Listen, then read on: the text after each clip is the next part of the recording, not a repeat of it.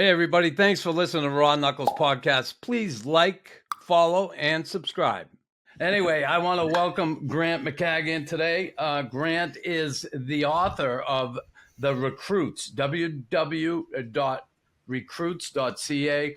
It is the most comprehensive, intense, in-depth look at the NHL draft, the upcoming NHL draft. And Grant certainly come on with me last year when everybody thought the Habs were going one way and they went the other, which we had you on here, and that didn't happen. What everybody thought was going to happen, we ended up seeing the Habs take Juraj Slafkovsky. Now, this upcoming draft loaded with talent. What's your take on the overall draft? Yeah, I think it's a better draft than last year. I use the same template every year for my draft guide, and when I was going back over the 25th pick, for instance, last year, I might have had it graded at a 64 or something like that, and this year it's pretty much down the line. The gradings were 3 or 4 higher.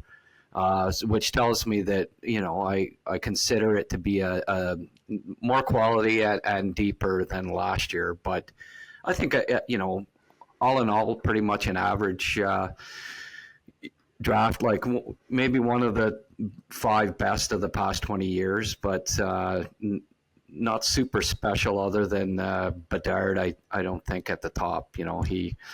He's a franchise guy, so there aren't many of those. There haven't been many of those drafts. Last one was probably McDavid, so that makes it extra special. So we cut him out of it, and we'll talk about certainly the guys after him, because we know where he's going. He's going to Chicago. Now, last year, all the talk was Shane Wright number 1, Shane Wright number 1, Shane Wright number 1, and Shane Wright went number 4, and the Habs took Slafkovsky. Now, that's got to tell us something about this year's draft. And what it tells me is that the Habs are looking to get bigger. They've been a small team for the past decade. They're small up the middle. They're small on the wings. They have big defensemen, but up front, it looks like the Habs were going with that trend of speed and not so much size, and that didn't work out too well for them. Yeah, they went to Stanley Cup final, but we know what that was about. Now, this year, the Habs picking at 5. Let's go through the top 5. What are your top 5 picks? Yeah. Well, we'll skip number 1, like you say. I've got Fantilli too. This is where I have a different list than everybody else. So I've got Dvorsky 4 and Leonard 5, and Michkov, Dvorsky 3, Leonard 4, and Michkov 5. Now, then I have Reinbacher, and then I have the 2 guys that most people have 3 and 4 in Carlson and Smith, who are really. I agree totally with you, Knuckles, that I think, last year was an indication of what they're looking for, and I think they want one more top 6 piece with some grit and some size. Now, Leonard isn't, he's 5'11" and 3/4 or whatever, so a shade under the average height, but certainly his game, he's a big, strong kid, and I really think that they're interested in taking him at 5 if they stay there. They're taking Ryan Leonard. I think so. At 5. And certainly tell us a little bit about Ryan Leonard for the fans out there who don't know who this guy is. Yeah, it's funny. A lot of people kind of, because he's rugged and plays a two-way game, they think, well, he can't have as much offensive upside as Smith and Carlson. And the way I look at it, it depends on your definition of upside too. Like if you're just looking at who's going to score the most regular season points, year in, year out, I wouldn't doubt that Smith and Carlson end up being bigger point producers in the regular season, predominantly because they'll have a lot more assists and power play assists. But I think Leonard can be a 30 to 40 goal scorer. And then at playoff time, if and when, the team that drafts him makes the playoffs, I think he's going to be like a Sam Bennett type of player that steps up his game and then it really excels at playoff time. He's one of the faster skaters in the draft, very powerful skater, and one of the best shooters. Now that's a great, that's a great combination to have. And he's smart, very good defensively. There aren't really any holes in his game, and I always, I like players with a high floor, especially when you're picking top 10, because you know what you're gonna get. You're not going to get a bust. You're going to get a player that's going to contribute, and he might be a 35, 40 goal scorer. So considering all of the other attributes he brings, I think he'd be a real crowd favorite in Montreal if they take him, a Claude Lemieux type that they really haven't had since Claude that Lemieux. era, the 90s. And so I think he'd be a great addition if they go that route. Well, looking at the other possibilities now, a lot of people have Michkov at 5, and the Russians are coming. In your article, the Russians aren't coming, and certainly there's a lot of risk. And we look at what's going on over there as far as the war in the Ukraine. Apparently, the goaltender last year, they were trying to get him to come back. So he could be conscripted into the Russian army. Wasn't he playing junior? Where was he playing junior, this kid? The goaltender? Somewhere Vladar, maybe in Chicoutimi? Yeah, somewhere. Yeah, Chicoutimi. Yeah. And they were trying to get him back there. What's the big deal? When we look at Michkov, extremely talented. No question. We know the Habs have a talented winger that can score goals. That's undersized in Cole Caulfield. But, what keeps the team from taking a guy with this much talent and going the way of Ryan Leonard? Just say, why are the Habs looking at a guy like Leonard over Michkov? Why would you pass on somebody who's uber talented? Yeah. I don't know, he could turn out to be like a Nail Yakupov, there is that risk, right? 5'10" winger, Russian winger that, although I don't think his defensive game is that bad, he looks like he at least competes away from the puck. But I think the biggest thing is that you have no control over his development for 3 years. And it's at such an important age, 18 to 21, where you're not going to have any say in his development at all until he gets over. And there's no guarantees that he doesn't sign another contract even in the KHL. There's certainly going to be pressure on him. Maybe he even gets conscripted into the army. There's just so many of the unknowns. Yeah, with there's that. so many variables when you look at taking a Russian player, right? Especially in the climate Exactly. the world is in right now. But there was talk that he had a 3-year deal, and there was talk that his father was apparently trying to get him out of that deal so he could come to the NHL. And then his father mysteriously ends up being found in a pond, dead, not far from his home. So, that's a huge red flag right there. Right. Do you think there's a team out there that's going to take that risk?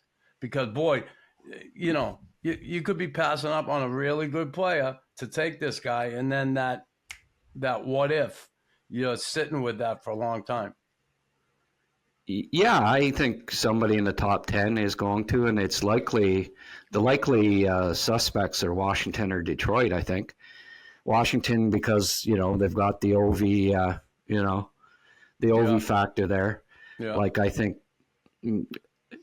more likely to be released to Washington than maybe some other teams. Yeah. And Detroit has Yzerman, who, when nobody else was taking Russians high, when he was in Tampa Bay, they took Vasilevsky 19th overall. They took Nemesnikov in the first round. They took Kucherov. He's never been afraid. He was in Detroit with the Russian 5 there back in the day, and I think he's not a guy that's afraid to gamble on Russians.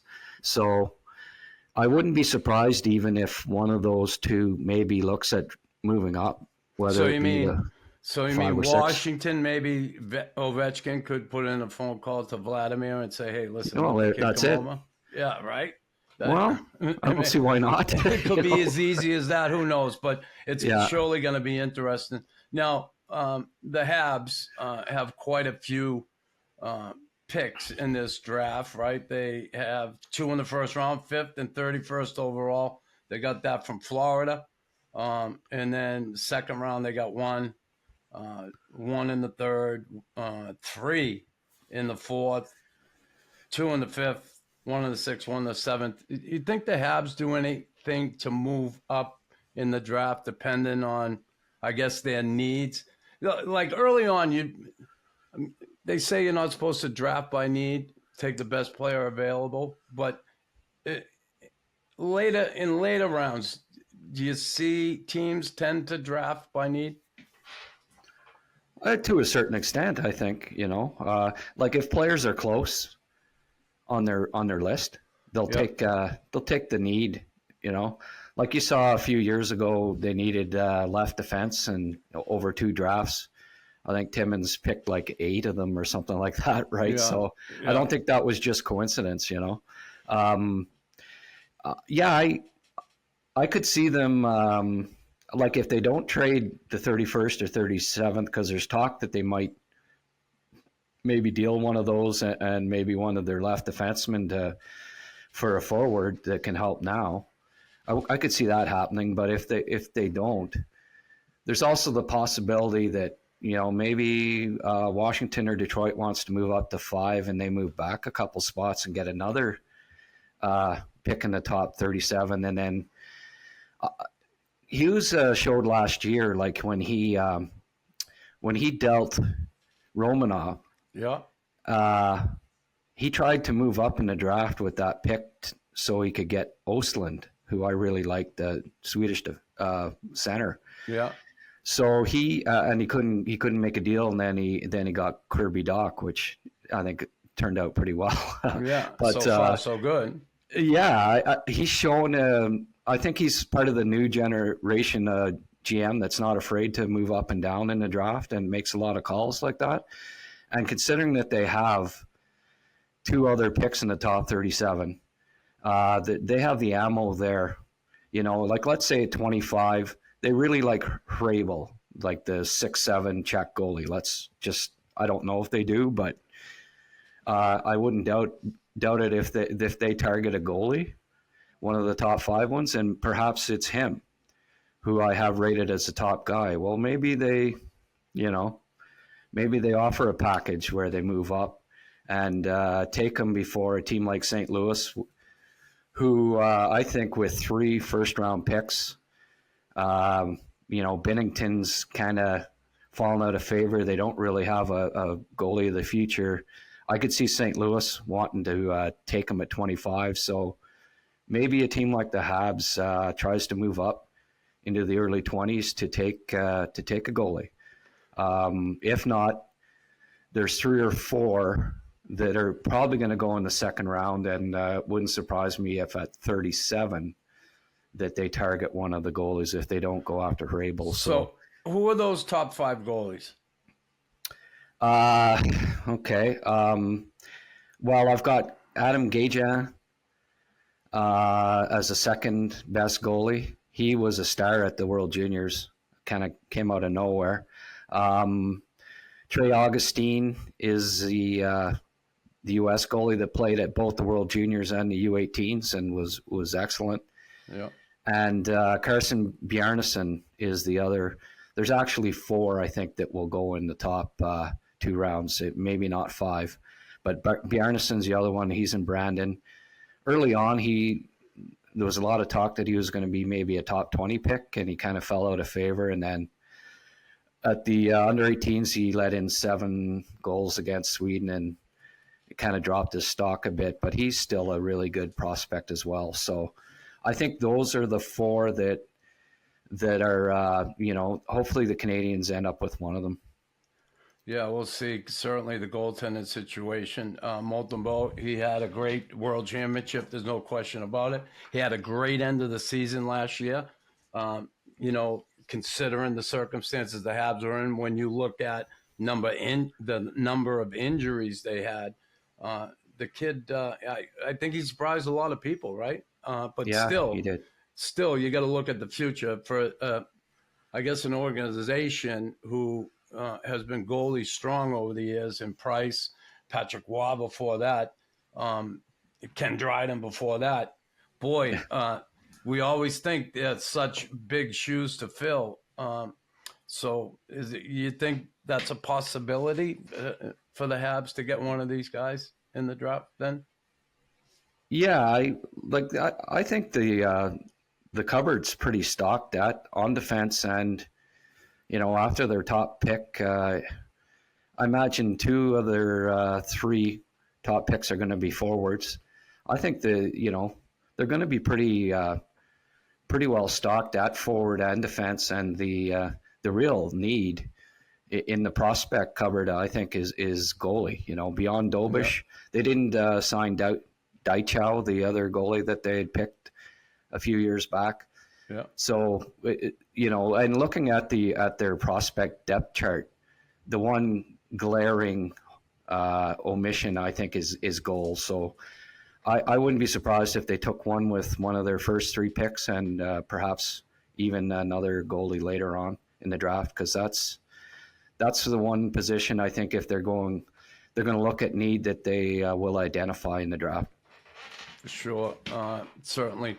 We saw it this year with Vegas winning the Stanley Cup, a big, strong team, some big forwards with that depth of big forwards, and certainly they were standing at the end. And then Florida, a team that plays that playoff-style hockey, which is tough to, play through 80 games of the season. But, boy, if you get in the playoffs, we saw what they did.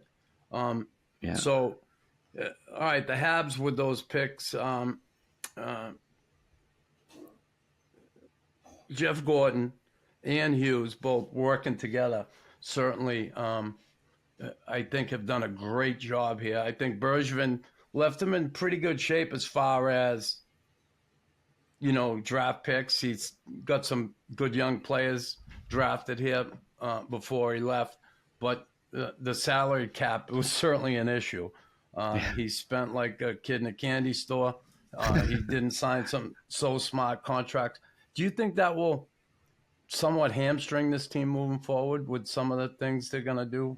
You look at the Gallagher contract, I know Price is on long-term injured reserve, but do you think that'll hurt them a little bit as far as what they want to do here moving forward?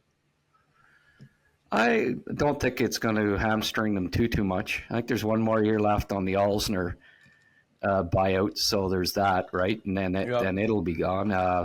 The cap's going up, and I think over the next few years, just like last year, there's going to be a lot of rookies, like a lot of young players coming into the lineup, and they're all on ELCs, right? So you can balance off with the bad contracts.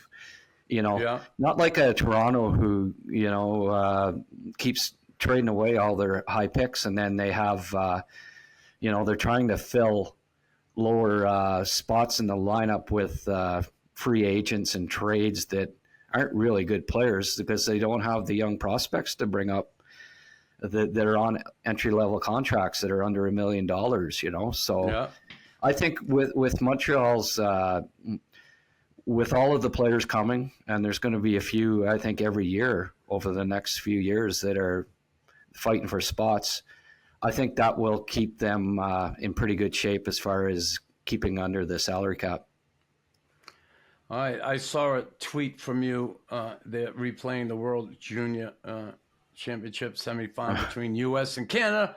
Properly insulated Lane Hutson can be probably Montreal's best power play quarterback since, I don't know, Doug Harvey maybe? He's so smart, so deceptive, a delight to watch. This kid, certainly, he has all the tools. Can he? You think that can translate to a consistent NHL game? Given the right partner, he'll need to be insulated, I think. Yeah. Like a Abba-Jack guy, maybe? Yeah, maybe. Yeah. Too bad they're both lefties, but it's one of the reasons why I wouldn't be surprised if they took Reinbacher, because I could see him being you sort of try to project where these guys fit in your lineup down the road, and there's talk of them maybe dealing some of their young defensemen to get it forward. Well, they might, they're where the one spot on defense where they could still use another player would be right defense. Yeah. I think Mailloux ideally is a partner for Gouli at some point, because he's a little offensive minded and Gouli's the stay-at-home guy on the left. Well, then you look at who would be an ideal partner for Hutson if you want him in the lineup, and it could be Reinbacher. So certainly, it's funny. Like I've heard over the last couple of weeks, the Canadians moving up to 2 to draft Fantilli, moving to 3 to take Carlson, moving to 4 to take Smith, staying put, taking Reinbacher, Leonard, and then this past week now you saw somewhere it's Michkov. Yesterday, Elliot Friedman threw out Daniel Boot. So I think they're going to end up with Dvorsky, the one guy that hasn't been, watch that. It'll be the one guy that there's been no rumors around that they'll end up taking, It's just, there's so much intrigue, and, I have no clue who they're taking. And I think that's kind of cool because, even last year, I figured it was either Slafkovsky or Wright, but I had a feeling it was Slafkovsky. But this year, I wouldn't put a cent down betting on who they take. Well, I guess it's easier at 1 than at 5, right? That's right. When you're gonna bet, but there's so much. That's why they get paid the big bucks, right, Grant? That's why they get paid the big bucks. Now, later in the first round at 31, I know it's a long way off. Do you think it's a goalie or forwards and then a goalie later? I don't know that Hrabel will be there at 31. Yeah. And I'm not sure any of the other goalies deserve to be picked that high.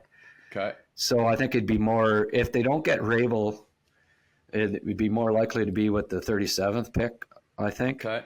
I know a kid that's been rated around, late 20s, early 30s is Ethan Gauthier, Denis' son, and I think he'd be an ideal fit too. It'd be the first French Canadian taken by the Canadians in the first round since Louis Leblanc in 2009. We know I haven't been there. There haven't been too many drafts where I've thought that the local Quebecois was a good choice for them with their first round pick, but Gauthier's kind of fits the description of what they're looking for. Just really competitive kid. He's got some skill, he's smart, but first and foremost, he's really competitive. And he played a lot of last year, most of the year with an injured shoulder, so he didn't play maybe as tenacious with the truculence, as Brian Burke used to say. And he's a big kid? Well, he's not huge, but Denis big. Yeah. And there's always hope that he'll fill out at least. He's around 6 foot. Yeah. But he just plays big, just like Leonard. The two of them play a similar kind of style. So that'd be a nice pick, I think, at 31 if he's there. Well, It'd be kind of nice and, keep the certainly. hounds away from the door, Well, it certainly, listen, we know it's important for this organization, this province, to have French players with the Canadians that certainly can be effective and help. It's great to want to pick those guys, but you want somebody who's going to come in here and be able to play. We saw what happened with Jonathan Drouin's time here. He came in here. I remember when he came in, and he wasn't drafted. Certainly was drafted by Tampa Bay, acquired in a trade that looks so lopsided now. It's ridiculous. He signed his 5-year deal. I remember when he first came here, I was working in the radio, and he was asked, how are you going to deal with the, pressure of a hometown kid coming back here and playing? And I remember him distinctly saying en anglais that he wouldn't have a problem dealing with it. He's going to let his play, do the talking. And he certainly had a difficult time here. And a lot of people don't understand that. Playing for this organization, and I've seen it. I've been around it. I've seen it close up, and I've seen it from far away. And it is a city that can chew you up and spit you out if you can't deal with the pressure of playing here. You can't deal with the media, everything, that scrutiny of your game every night, game in, game out. And some people are built for that and can deal with it, and some aren't. And certainly that's always a consideration when you're drafting a French-Canadian player. And I'd certainly love to see it happen. I'd love to see a French-Canadian player come here and excel and captivate the province, which I'm sure all the fans want that too. So we talk about Ethan Gauthier, and certainly Pierre-Luc Dubois has been on the radar for a lot of fans and people here. If there were red flags with Drouin, and there was from his time in Tampa Bay, do you think there's any red flags with Pierre-Luc Dubois? Yeah. The fact that he's, worn out his welcome already with 2 organizations, a top 3 pick, 2016. I'm not the hugest Pierre-Luc Dubois fan. I think he's always been a little bit overrated. Maybe it's because of his size, but I don't know that he's I don't know that. Come on, nobody's been able to sign it. Nobody's been able to sign and trade him for him, and I think he really does want to go to free agency, and he wouldn't mind signing with the Habs. So why trade a bunch of assets now if the possibility is there that you get him just for his salary in a year if there's a fit there, Yeah, I think that the Canadians hold the cards here, and that they don't be impatient, and if he comes in a year, that's fine. If he doesn't, I think up all that young core, part of that core that you have here, you're building. Yeah, and I think they're set at center, to be honest with you. I don't know that he's going to be better than Doc, or Doc isn't going to be better than him. I love Beck and Oliver Kapanen, who is I just think he's got third line center on a contender written all over him, and so does Beck. So that to me is 4 excellent centers down the road, and the need isn't there, I don't think, to get him. So other than like you say, the French Canadian that can maybe but I don't see him being a star. I think he's a good secondary player, but he's never shown that he can be the guy, the offensive guy. I think he's more of a secondary guy. And do you sell a lot of assets for that? I don't know. I think you're best to just wait. And if you get him in a year, great, for nothing. If you don't, that's okay too. Yeah, boy, the draft can often be a crapshoot, right? And this year it seems like one at least 1 through 10, you're gonna get a really good player. In my eyes, how about you? Pardon me? I say the draft can be a crapshoot some years. Yeah. And this year just seems like 1 through 10, like you can't miss on getting a really good player. Unless you take Michkov, and then you might miss. Well, okay. But no, I agree. No, it's funny, there's been 3, 5, 10 Russian wingers that kind of similar in their draft year over the last 20 years. Stan Chistov 20 years ago, I think he scored 5 goals in the World Juniors in his draft year, which not many, Bedard did it last year, but not many do. He went top 5 to Anaheim, and he was a bust. Neil Yakupov, first overall, 100-point scorer in his draft year, ended up being a bust. Kaprizov, now he's the exception, I guess, right? Yeah. But he was drafted 8 years ago. The guy that drafted him, the GM, he was gone within a couple of years. The next GM was gone within a couple of years. So they're on their 3rd GM, and they haven't won a playoff series in the 8 years since he was drafted. So you draft these guys to win, and as good as Kaprizov has been as regular season point scorer, he hasn't got his team to win a playoff series yet. They've been in I think a couple, but they haven't won a playoff series since they got him. So, I think when you're drafting in the top 10, ultimately you want guys that are going to help you win at playoff time. And is that going to be Michkov down the road? It maybe not. I have my doubts, especially if 3 more years in the KHL. They have a tendency not to develop guys the best, certainly not to play North American style necessarily. Right. So to me, there's just there's no guarantee that he's going to come to the NHL and be a playoff performer. That plays a great 2-way game. I think there's just too much question there.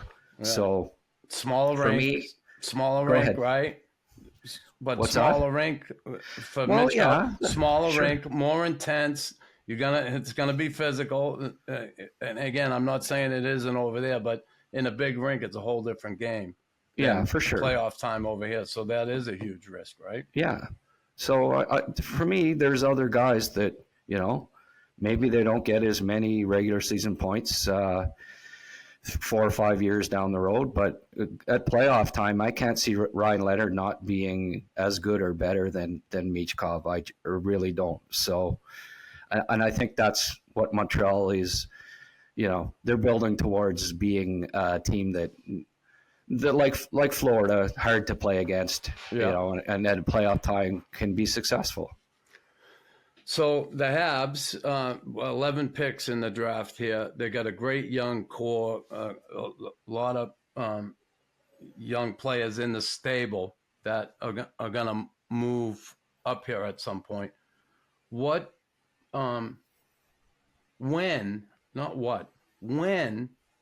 do you think we're going to see this team be a team that consistently gets in the playoffs? Do you have any idea? I think the fans would like to maybe hear that from you. Well, it's dependent, I guess, somewhat on, when do Tampa and Boston and Toronto start to fade a little bit too, right? Yeah. And Florida, obviously, 2 years ago they had 120 points or whatever, and then they went to the Cup Finals this year. So those are 4 pretty good teams that you got to beat out one of them at least to get in there, unless 5 get in from the division. But I think it may only be a year. It might be one more year before they're serious playoff contenders. But I think it was such a good working in 5 rookie defensemen last year. I think you'll see a big jump in next season defensively. I think they'll be a lot better. These guys will be more comfortable. Hopefully, they hired a new athletic. Hopefully they'll be healthier. Yeah, they grabbed the guy from New York who has a great reputation, and I mean, Ramsey, it was right? Jim Ramsey. Yeah.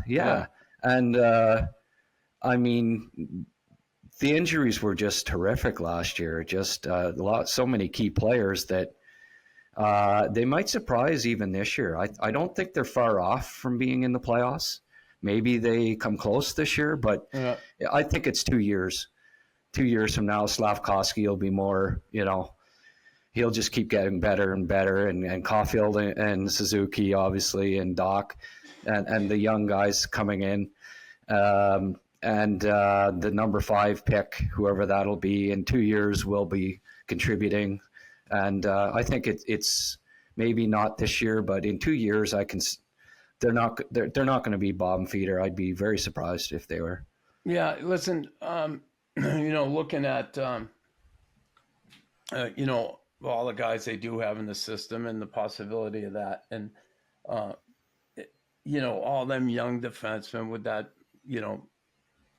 experience of playing last year. What teams have you seen any teams in the last 10 years that have gone with that many young guys in their lineup, especially back on D? One of the most difficult positions to adjust to, other than center ice, when you make that move from junior or college or whatever to the pros.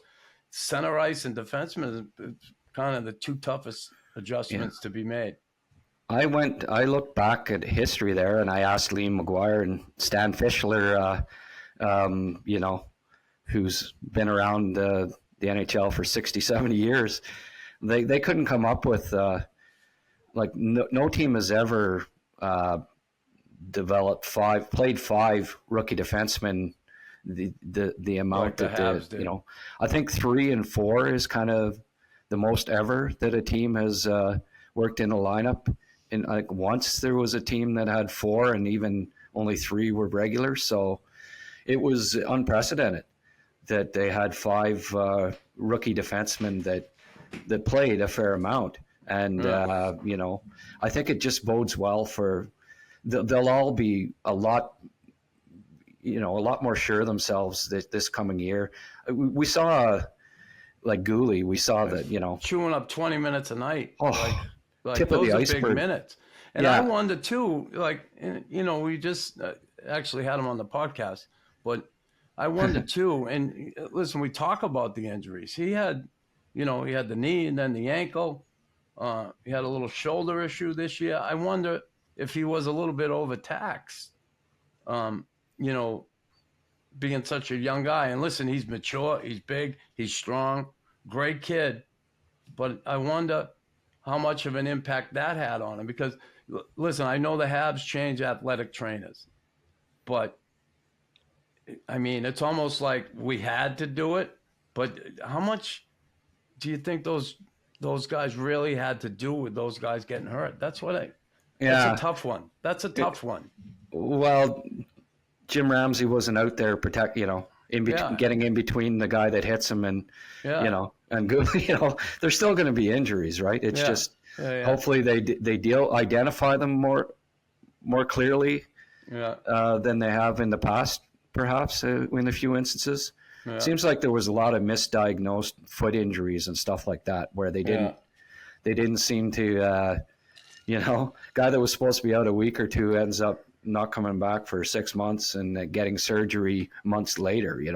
Hopefully that ends where they identify things quickly. And no, but exactly. I think Gooley, he took a lot of punishment last year. I noticed he likes to hit, but he got hit an awful lot too.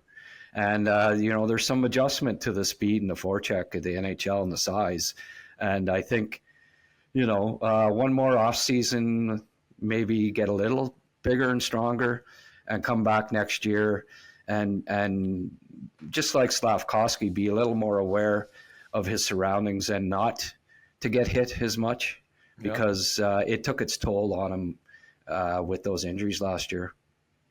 Well, Grant, this has been awesome. I appreciate it. I can't wait to see this draft here tomorrow night and see who gets picked. I'm so excited for the Canadians. I am, and Hughes and Gorton working together and trying to make this team, a team that's, a contender consistently year in and year out, and get them back to where. Who would have thought you'd have to bring a Boston guy, a couple of Boston guys? Well, Kent is from here originally, but the two of them were down in Boston. There's no question. But coming up here to change the trajectory of this organization and get them back to where they belong, I'm hoping that happens. It looks like they're well on the way. I think the Habs are in good hands with those two guys. There's no question about it. Well, they did the same thing in the early 80s. Brought in a Boston guy to change the dynamics a little bit, Chris. Yeah, a little bit. But, Add a little bit more grit. So, all right, the draft tomorrow night. I guess for you, what do you think will be the biggest surprise of the draft? Put it that way. Oh, because there's always a surprise, right? Yeah. What do you think that's going to be? Well, I guess the Russians. Where the Russians go.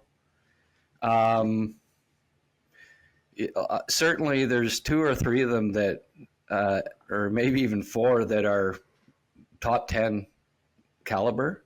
Yeah. Now, does Washington and Detroit take Russians in the top 10?